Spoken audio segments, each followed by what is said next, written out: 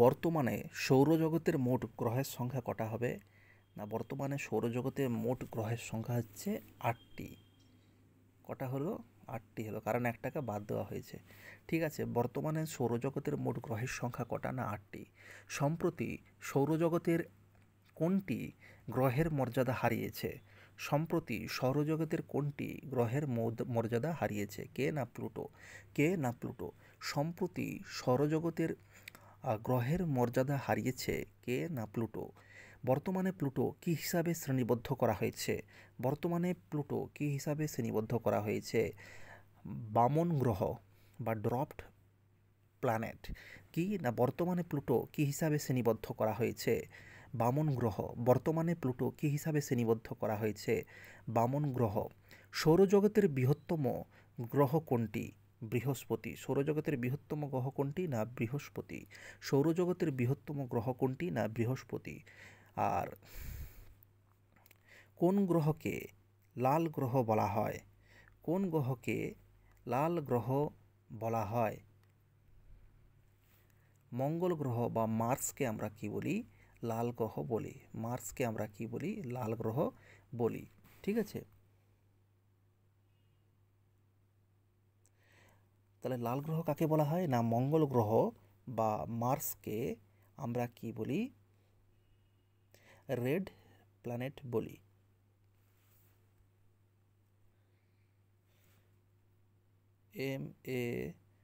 MARS, এই যে এখানে আর আছে, এই আর থাকতে কি চলে আসলো? রেড চলে আসলো। ঠিক আছে, তাহলে মার্সকে আমরা কি বলি? লাল গ্রহ বলি। সৌরজগতের ক্ষুদ্রতম গ্রহ কোনটি? সৌরজগতের ক্ষুদ্রতম গ্রহ হলো বুধ। সৌরজগতের ক্ষুদ্রতম গ্রহ কোনটি? সৌরজগতের ক্ষুদ্রতম গ্রহ হলো বুধ। আবার যদি আমরা দেখি সূর্যের সব থাকতে কাছের গ্রহ কী হবে? কাছের গ্রহ হবে বুধ। ঠিক আছে, তাহলে সূর্যের সব থাকতে কাছের গ্রহ কী হবে? কাছের গ্রহ হবে বুধ বা মার্কারি। বুধ বা মার্কারি। তারপর হচ্ছে কোন গ্রহের বায়ুমণ্ডলে প্রধানত কার্বন ডাই অক্সাইড রয়েছে? কোন গ্রহের বায়ুমণ্ডলে প্রধানত কার্বন ডাই অক্সাইড রয়েছে? না শুক্র গ্রহের যে বায়ুমণ্ডল তাতে প্রধানত কার্বন ডাই অক্সাইড রয়েছে। শুক্র গ্রহের যে বায়ুমণ্ডল তাতে প্রধানত কার্বন ডাই অক্সাইড রয়েছে। এবার এখান থাকতে একটা জিনিস জানতে হবে, কাকে যদি বলে প্রশ্ন আসে যে কাকে পৃথিবীর যমজ গ্রহ বা যমজ বোন বলা হয়, সেটা আমরা কাকে বলবো? শুক্র গ্রহকে বলবো। তাহলে হচ্ছে শুক্র এবং পৃথিবী অনেকটা একই রকম, ওই জন্য কি না পৃথিবীর যমজ বোন বা শুক্রের যমজ বোন হিসাবে পৃথিবীকে বলা হয়। এই শুক্র গ্রহের মধ্যে কোন গ্যাস প্রধানত দেখা যায়? না কার্বন ডাই অক্সাইড গ্যাস প্রধানত দেখা যায়। কোন গ্রহের উপগ্রহের নাম টাইটান? কোন গ্রহের উপগ্রহের নাম টাইটান? তাহলে টাইটান কার নাম? না শনির উপগ্রহের নাম টাইটান। শনির উপগ্রহের নাম টাইটান। কোন গ্রহের উপগ্রহের নাম টাইটান? শনির উপগ্রহের নাম টাইটান। এবার প্রশ্ন আসবে কি না সৌরজগতের কোন গ্রহে জীবনের অস্তিত্ব নিশ্চিতভাবে পাওয়া গেছে? সৌরজগতের কোন গ্রহে জীবনের অস্তিত্ব নিশ্চিতভাবে পাওয়া গেছে? সেটা কোথায়? না সেটা হচ্ছে পৃথিবী। তাহলে সেটা হতে মানে কোথায় জীবনের অস্তিত্ব সব থাকতে বেশি নিশ্চিতভাবে পাওয়া গেছে? সেটা হচ্ছে পৃথিবীতে। কোন গ্রহের উপগ্রহের নাম ইউরোপা? কোন গ্রহের উপগ্রহের নাম ইউরোপা? বৃহস্পতির উপগ্রহের নাম ইউরোপা। বৃহস্পতির আরও উপগ্রহ আছে, গ্যানিমিড আছে সব থাকতে বড় উপগ্রহ। তাহলে যে কি না কোন গ্রহের উপগ্রহের নাম ইউরোপা না বৃহস্পতি। আর কি বললাম, বৃহস্পতির আরও উপগ্রহ আছে যেটা সৌরজগতের সব থাকতে বড় উপগ্রহ, সেটা হচ্ছে গ্যানিমিড। ঠিক আছে, তাহলে বৃহস্পতির উপগ্রহের নাম কি হলো? একটা উপগ্রহের নাম কি হলো? ইউরোপা। বৃহস্পতির একটা উপগ্রহের নাম কি হলো? ইউরোপা। নিচের কোন গ্রহটি সূর্য থেকে সবচেয়ে দূরে অবস্থিত? নিচের কোন গ্রহটি সূর্য থেকে সব থেকে দূরে অবস্থিত? কি হবে? না নেপচুন, প্লুটো। তার মানে এখন তো প্লুটো তো বাদ হয়ে গেছে, তাহলে এখন সব থাকতে দূরে কি হবে? নেপচুন হবে। এখন প্লুটো যেহেতু বাদ হয়ে গেছে ওই জন্য সব থেকে দূরে কি হবে? নেপচুন হবে। নিচের কোন গ্রহটি সূর্য থেকে সবথেকে দূরে অবস্থিত? না প্লুটো হবে। ঠিক আছে, কি হবে? না প্লুটো হবে। হয়ে গেল। এইবার হচ্ছে কি না নিচের কোন গ্রহটি একটি জোভিয়ান গ্রহ নয়? নিচের কোন গ্রহটি একটি জোভিয়ান গ্রহ নয়? মঙ্গল একটি জোভিয়ান গ্রহ নয়। নিচের কোন গ্রহটি একটি জোভিয়ান গ্রহ নয়? মঙ্গল একটি জোভিয়ান গ্রহ নয়। তাহলে যদি বলে জোভিয়ান গ্রহগুলি কী কী, জোভিয়ান গ্রহগুলি হবে বৃহস্পতি, শনি, ইউরেনাস। বৃহস্পতি, শনি, ইউরেনাস এগুলো হলো জোভিয়ান গ্রহ। বৃহস্পতি, শনি, ইউরেনাস এগুলো হলো জোভিয়ান গ্রহ। বৃহস্পতি, শনি, ইউরেনাস এগুলো হলো কি না জোভিয়ান গ্রহ। কিন্তু এখানে প্রশ্ন এসেছে জোভিয়ান গ্রহ নয়, তাহলে জোভিয়ান গ্রহ নয় কে না মঙ্গল একটি জোভিয়ান গ্রহ নয়। যদি বলে জোভিয়ান গ্রহ কারা, বৃহস্পতি, শনি, ইউরেনাস। বৃহস্পতি, শনি, ইউরেনাস, বৃহস্পতি, শনি, ইউরেনাস এরা হলো জোভিয়ান গ্রহ। যদি বলে জোভিয়ান গ্রহ নয় তাহলে হচ্ছে মঙ্গল। লুসিফার কোন গ্রহের অপর নাম? লুসিফার কোন গ্রহের অপর নাম? শুক্রের অপর নাম হলো লুসিফার। লুসিফার কোন গ্রহের অপর নাম? শুক্রের অপর নাম হলো লুসিফার। লুসিফার কোন গ্রহের অপর নাম? শুক্রের অপর নাম হলো লুসিফার। সৌরজগতের গ্রহের ক্রমানুসারে কোন গ্রহ মঙ্গল এবং শনির মধ্যে অবস্থিত? সৌরজগতের গ্রহের ক্রমানুসারে কোন গ্রহ মঙ্গল ও শনির মধ্যে অবস্থিত? তাহলে মঙ্গলের মধ্যে থাকবে মঙ্গল, বৃহস্পতি থাকবে আর হচ্ছে শনি। তাহলে কী হবে? বৃহস্পতি হবে। ঠিক আছে, বৃহস্পতি হবে। তাহলে কী হবে? বৃহস্পতি হবে। 14, তাহলে কী হবে না বৃহস্পতি হবে। ঠিক আছে, কারণ মঙ্গলের পর কী আসবে? মঙ্গলের পর হচ্ছে বৃহস্পতি আসবে, তারপর হচ্ছে শনি আসবে। ঠিক আছে, ফলে মঙ্গল এবং শনির মধ্যেকার যে গ্রহটা আছে সেটা কি? সেটা হলো বৃহস্পতি।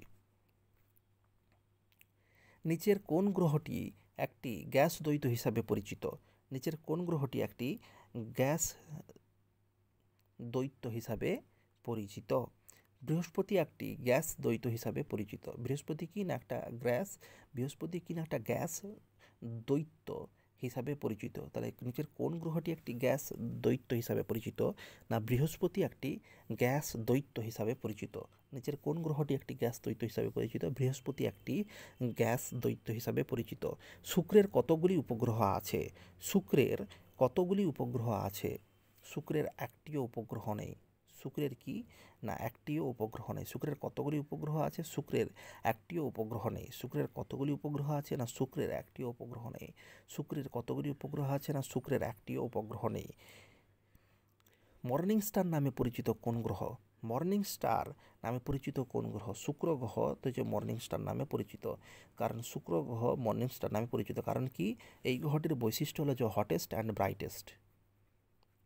হটেস্ট অ্যান্ড ব্রাইটেস্ট, সেই জন্য সেটা কি হয় আকাশে কি সব থাকতে উজ্জ্বল দেখায়। ঠিক আছে, তাহলে শুক্র গ্রহ কী বললাম? হটেস্ট অ্যান্ড ব্রাইটেস্ট, সেই জন্য আকাশে তাকে সব থাকতে উজ্জ্বল দেখায়। সেই জন্য তাকে কি বলা হয় না মর্নিং স্টার। মর্নিং স্টার, সেই জন্য তাকে বলা হয়। শুক্র গ্রহের কিন্তু কোনো উপগ্রহ নেই। শুক্র গ্রহের কিন্তু কোনো উপগ্রহ নেই। কোন গ্রহে বৃহৎ লাল বিন্দু লক্ষ্য করা যায়? কোন গ্রহে বৃহৎ লাল বিন্দু লক্ষ্য করা যায়? বৃহস্পতিতে বৃহৎ লালবিন্দু লক্ষ্য করা যায়। কোন গ্রহতে বৃহৎ লালবিন্দু লক্ষ্য করা যায়? বৃহস্পতিতে বৃহৎ লালবিন্দু লক্ষ্য করা যায়। এইটা যদি বৃহস্পতি হয় তাতে কি না অনেক একটা বড় লালবিন্দু কি এরকম লক্ষ্য করা যায়। ঠিক আছে, বৃহস্পতিতে অনেক যে বড় একটা লালবিন্দু কি না লক্ষ্য করা যায়। বৃহস্পতিতে অনেক বড় কি না একটা লালবিন্দু লক্ষ্য করা যায়। কোন গ্রহে একটা বিশাল বড় লালবিন্দু বা গ্রেট রেড স্পটস লক্ষ্য করা যায়? না বৃহস্পতিতে একটা বৃহৎ লালবিন্দু লক্ষ্য করা যায়। পৃথিবী ও সূর্যের মধ্যবর্তী গ্রহ কি? পৃথিবী ও সূর্যের মধ্যবর্তী গ্রহ কি? পৃথিবী ও সূর্যের মধ্যবর্তী গ্রহ দুটো হবে, কারণ পৃথিবীর সব থেকে নিকটতম, পৃথিবী বলছে সূর্যের সব থেকে নিকটতম হচ্ছে বুধ আছে, আর বুধের পরে কি আছে? বুধের পর শুক্র আছে। তাহলে কি হবে? পৃথিবী ও সূর্যের মধ্যবর্তীর তো যে গ্রহ কী হবে? বুধ ও শুক্র হবে। বুধ ও শুক্র হবে। তাহলে পৃথিবী, কারণ এখানে যদি আমরা সূর্য দেখি, সূর্যের সব থাকতে কাছের গ্রহ কি? বুধ। বুধের পর কি হবে? শুক্র হবে। শুক্র যার কোনো উপগ্রহ নেই, হটেস্ট অ্যান্ড ব্রাইটেস্ট। তারপর কি হবে? পৃথিবী হবে। তারপর কি হবে? পৃথিবী হবে। তাহলে কি হলো? বুধ, সূর্য এবং পৃথিবীর মধ্যে দুটো গ্রহ আছে, একটা হচ্ছে বুধ হলো আর একটা হচ্ছে শুক্র হলো। ঠিক আছে, পৃথিবীর সব থেকে সৌরজগতের সব থাকতে ছোটো গ্রহ হলো বুধ, আর হটেস্ট ব্রাইটেস্ট যার কোনো নেই পৃথিবীর যমজ বোন সে হচ্ছে শুক্র। ঠিক হয়ে গেল। এইবার হচ্ছে আমাদের 20, সৌরজগতের কোন গ্রহ সূর্য থেকে দ্বিতীয় নিকটতম? সৌরজগতের কোন গ্রহ সূর্য থেকে দ্বিতীয় নিকটতম? তাহলে কী হবে, সেটা শুক্র হবে। সৌরজগতের কোন গ্রহ সূর্য থেকে দ্বিতীয় নিকটতম, তাহলে কী হবে, সেটা আমাদের শুক্র হবে। তারপর কোন গ্রহকে বরফের দৈত্য বলা হয়? কোন গ্রহকে বরফের দত্ত বলা হয়? কোন গ্রহকে বরফের দৈত্য বলা হয়? না, ইউরেনাসকে আমরা কি বলি? বরফের দৈত্য বলি। ইউরেনাসকে আমরা কি বলি? বরফের দৈত্য বলি। আর যদি বলে গ্যাস দৈত্য, যদি বলে গ্যাস দৈত্য মানে সে গ্রহে প্রচুর পরিমাণে গ্যাস ভর্তি, সেটা কি হবে? বৃহস্পতি হবে। আর যদি বলে বরফের দৈত্য, তাহলে সেটা কি হবে? ইউরেনাস হবে। সেটা কি হবে? ইউরেনাস হবে। যদি বলে বরফের দৈত্য তাহলে হবে ইউরেনাস, যদি বলে গ্যাস দৈত্য তাহলে হবে বৃহস্পতি। কোন গ্রহটির বায়ুমণ্ডলে সালফিউরিক অ্যাসিডের মেঘ রয়েছে? কোন গ্রহটির বায়ুমণ্ডলে সালফিউরিক অ্যাসিডের মেঘ রয়েছে? শুক্র গ্রহে। কোন গ্রহের বায়ুমণ্ডলে সালফিউরিক অ্যাসিডের মেঘ রয়েছে? না শুক্র গ্রহে। কোন গ্রহটির বায়ুমণ্ডলে সালফিউরিক অ্যাসিডের গ্যাস রয়েছে? শুক্র গ্রহে। কোন গ্রহটির বায়ুমণ্ডলে সালফিউরিক অ্যাসিডের গ্যাস রয়েছে? না শুক্র গ্রহে। কোন গ্রহটির বায়ুমণ্ডলে সালফিউরিক অ্যাসিডের গ্যাস রয়েছে? না শুক্র গ্রহে। কোন গ্রহটির বায়ুমণ্ডলে সালফিউরিক অ্যাসিডের গ্যাস রয়েছে? না শুক্র গ্রহে। কোন গ্রহটির বায়ুমণ্ডলে সালফিউরিক অ্যাসিডের গ্যাস রয়েছে? না শুক্র গ্রহে। কোন গ্রহটির বায়ুমণ্ডলে সালফিউরিক অ্যাসিডের গ্যাস রয়েছে? না শুক্র গ্রহে। হ্যালির ধূমকেতু বা হ্যালিজ কমেট প্রতি কত বছর একবার দৃশ্যমান হয়? প্রতি কত বছর একবার দৃশ্যমান হয়? না ৭৬ বছরে একবার দৃশ্যমান হয়। প্রতি কত বছর একবার দৃশ্যমান হয়? না ৭৬ বছরে একবার দৃশ্যমান হয়। প্রতি কত বছরে একবার দৃশ্যমান হয়? না ৭৬ বছরে একবার দৃশ্যমান হয়। হ্যালির ধূমকেতু প্রতি কত বছরে একবার দৃশ্যমান হয়? না ৭৬ বছরে একবার দৃশ্যমান হয়। যদি বলে সালফিউরিক অ্যাসিডের মেঘ, যদি বলে সালফিউরিক অ্যাসিডের মেঘ কোন গ্রহে আছে, তাহলে সেটা কি? শুক্র গ্রহে আছে। যদি বলে সালফিউরিক অ্যাসিডের মেঘ কোন গ্রহে আছে, সেটা কি হবে? শুক্র গ্রহে আছে। নেপচুন গ্রহটি পৃথিবীর কোন অবস্থানে আছে সূর্য থেকে গণনা করলে? নেপচুন গ্রহটি সৌরজগতের কোন অবস্থানে আছে সূর্য থেকে যদি আমরা গণনা শুরু করি? সূর্য থেকে যদি আমরা গণনা শুরু করি তাহলে অষ্টম পজিশনে আছে, কারণ নবম পজিশনে কে ছিল? প্লুটো ছিল। Uranus, Neptune, Pluto. প্লুটো ছিল, সেই প্লুটোকে কী করা হয়েছে, এখন বামন গ্রহ করে দেওয়া হয়েছে। ফলে অষ্টম পজিশনে কী হবে? নেপচুন হবে। Uranus, Neptune, Pluto. ঠিক আছে, তাহলে অষ্টম পজিশনে কী হবে? আমাদের নেপচুন হবে। তাহলে নেপচুন একটি সৌরজগতের কোন অবস্থানে? নেপচুন গ্রহটি সৌরজগতের সূর্য থেকে গণনা করলে কততম অবস্থানে থাকবে? না অষ্টমতম অবস্থানে থাকবে। কততম অবস্থানে থাকবে? না অষ্টমতম। কেন? না ইউরেনাস, নেপচুন, প্লুটো। প্লুটোকে এখন বাদ দেওয়া হয়েছে, ফলে ইউরেনাস হচ্ছে কততম পজিশনে থাকবে? ইউরেনাস বলছি, নেপচুন কত প্রথম পজিশনে থাকবে? অষ্টম পজিশনে থাকবে। ইউরেনাস সপ্তম পজিশনে থাকবে। ইউরেনাস 7th, নেপচুন হচ্ছে 8th। হয়ে গেল।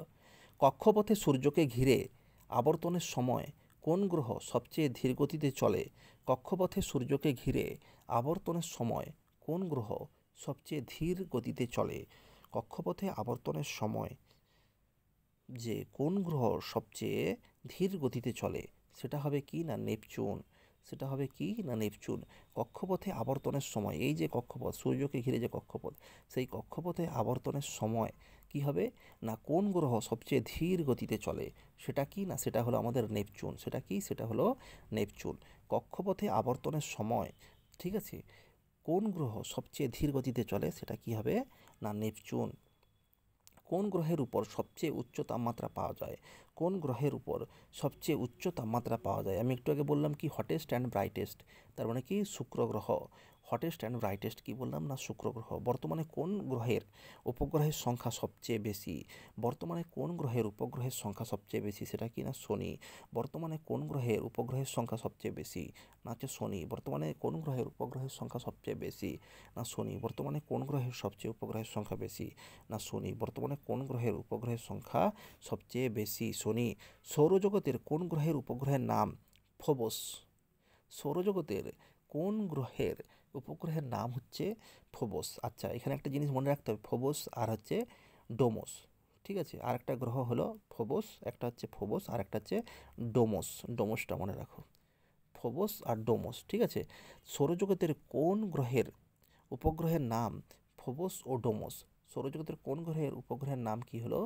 আমাদের ফোবস ও ডোমোস। কি হবে? না মঙ্গল গ্রহের উপগ্রহের নাম ফোবস আর ডোমস। কি না, মঙ্গল গ্রহের উপগ্রহের নাম হচ্ছে ফোবস আর ডোমস। মঙ্গল গ্রহ মানে হচ্ছে মার্স, ঠিক আছে, এখানে রেড থেকে আমরা এটাকে রেড প্ল্যানেট বলে থাকি। আর এই মার্সের হচ্ছে যে দুটো উপগ্রহ সেটা হচ্ছে ফোবস আর হচ্ছে ডোমস, ঠিক আছে, ফোবস আছে আর ডোমস আছে। কোন গ্রহের কক্ষপথ সবচেয়ে বেশি উপবৃত্তাকার? কোন গ্রহের কক্ষপথ সব থেকে বেশি উপবৃত্তাকার? কোন গ্রহের কক্ষপথ সব থাকতে বেশি উপবৃত্তাকার? না হচ্ছে বুধের। কোন গ্রহের কক্ষপথ সব থেকে বেশি উপবৃত্তাকার? না বুধের। কোন গ্রহের কক্ষপথ সব থেকে বেশি উপবৃত্তাকার? না বুধের।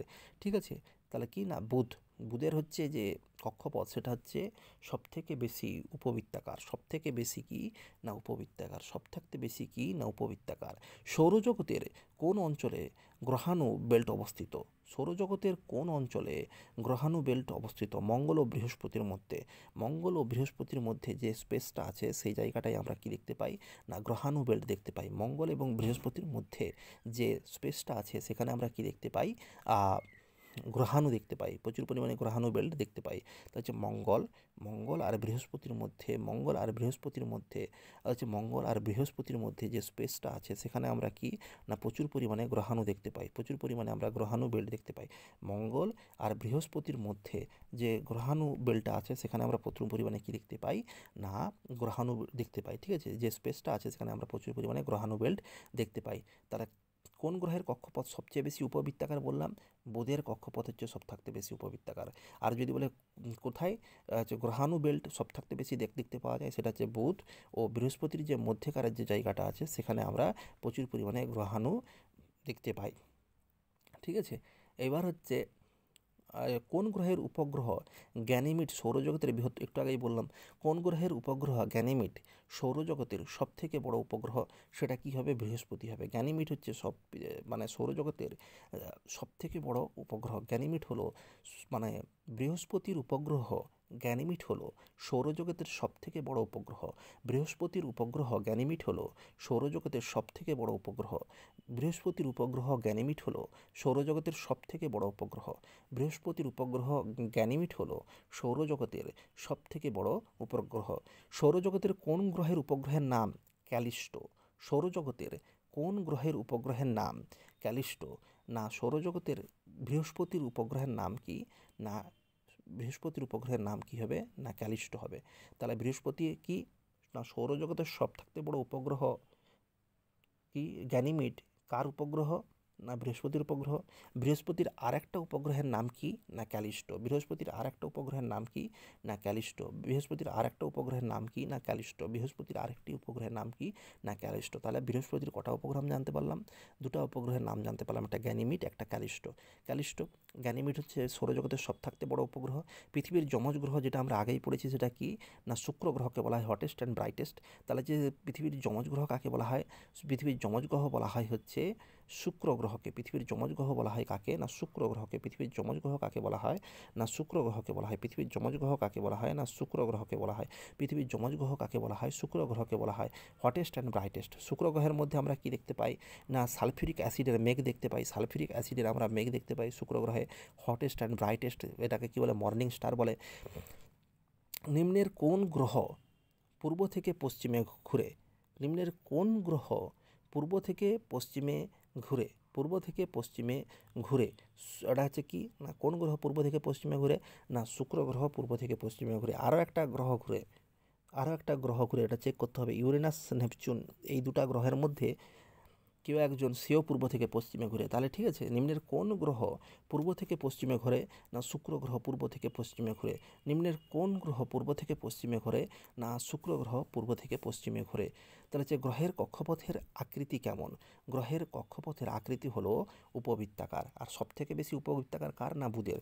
তাহলে যে গ্রহের কক্ষপথের আকৃতি কেমন? না উপবৃত্তাকার। গ্রহের উপবৃত্তাকার মানে এইরকম, উপবৃত্তাকার মানে এইরকম। ঠিক আছে, এইরকম নয় যে এখানে সূর্য আছে আর এরকম গোল করে ঘুরবে, সেটা নয়।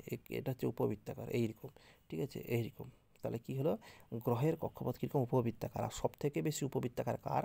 না বুধ গ্রহের। সব থেকে বেশি উপবৃত্তাকার কার? না বুধ গ্রহের।